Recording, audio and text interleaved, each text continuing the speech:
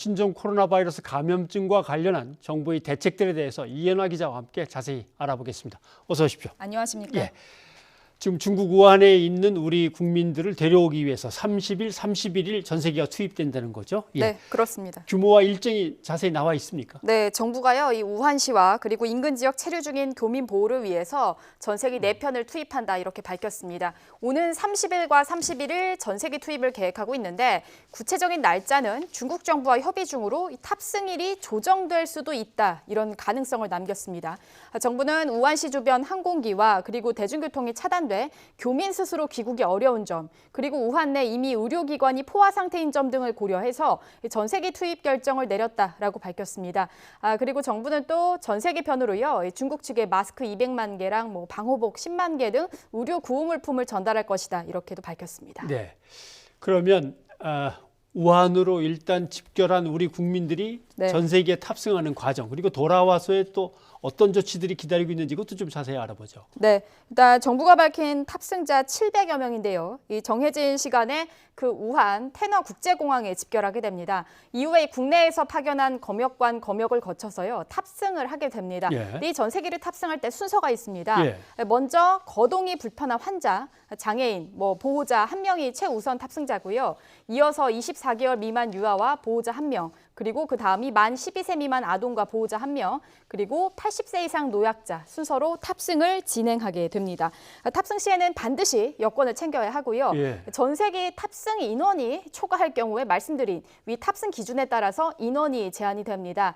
전세기를 타고 교민들은 귀국 날로부터 최소 14일 동안 국가가 지정한 시설에서 임시 생활을 해야 하는데요. 정부는 이 임시 생활 장소로 공무원 교육시설을 활용하는 방안을 검토 중이다 이렇게 밝혔습니다. 관련해서요 직접 들어보시겠습니다. 바이러스 증상은 없으나 임시 생활 시설에 일정 기간 동안 머물러 있는 동안에 외부와의 접촉을 철저히 차단해서 만에 하나 잠복해 있을 수 있는 그런 바이러스가 지역 사회에 전파되거나 또 확산되지 않도록. 네. 네.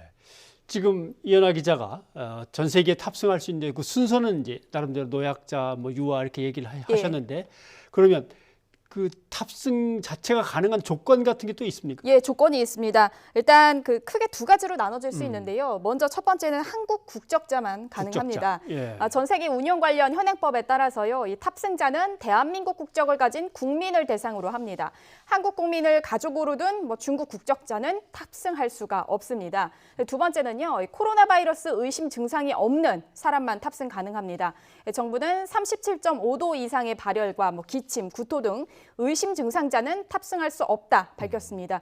이에 따라서 의심 증상자들은요 중국 정부 관리 감독 하에 우한에 격리 조치되게 됩니다. 네. 지금 우한에 있는 우리 국민들은 전세기를 갖다 몹시 기다리고 있을 텐데 네. 지금 우한 쪽 분위기는 어떻다고 합니까? 불안감을 호소하고 있는데요.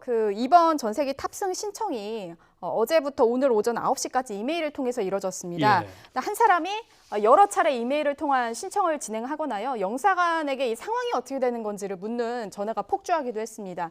여기에는 또 당초 오늘 탑승객 명단을 발표하고 그리고 예. 내일 전세기 투입 계획이 있었는데 이것이 모두 미뤄진 이 상황도 불안감을 고조시키는 역할을 한 것으로 또 분석이 됩니다. 예. 반면에 보면 또 가장 먼저 전세기 투입을 결정한 미국은 오늘 중으로 외교관 등 230여 명을 태우고 캘리포니아로 갈 계획이고요. 일본 역시 오늘 전세기 한 대를 투입해서 자국민 200여 명을 1차 귀국시킨다는 계획입니다. 이러한 상황들이 일각에서 우리 정부의 대응이 늦었다라는 지적이 나오고 있는 이유다라는 의견도 있습니다. 네. 네.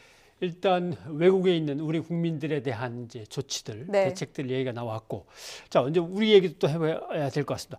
학교들이 고민이 이제 깊습니다. 지금은 방학입니다만 개학 후의 상황을 어떻게 할 것인가. 아마 이것이 가려면 그래도 한 달, 두 달 이상 갈 수도 있는 문제이기 때문에 자 관련해서 교육당국이 내놓은 대책들은 어떤 겁니까? 네, 일단 교육부는 오늘요, 이 전국 17개 시도교육청 회의를 열고요, 중국 후베이성을 다녀왔는지 등을 확인하는 전수조사를 하겠다, 이렇게 결정을 했습니다. 예. 이 전수조사 대상자로는 학생과 교직원, 그리고 이 학생과 동행한 학부모입니다. 이 후베이성 방문 사실이 확인이 되면요, 귀국일 기준으로 해서 최소 14일 자가격리하는 방침도 정해졌는데요.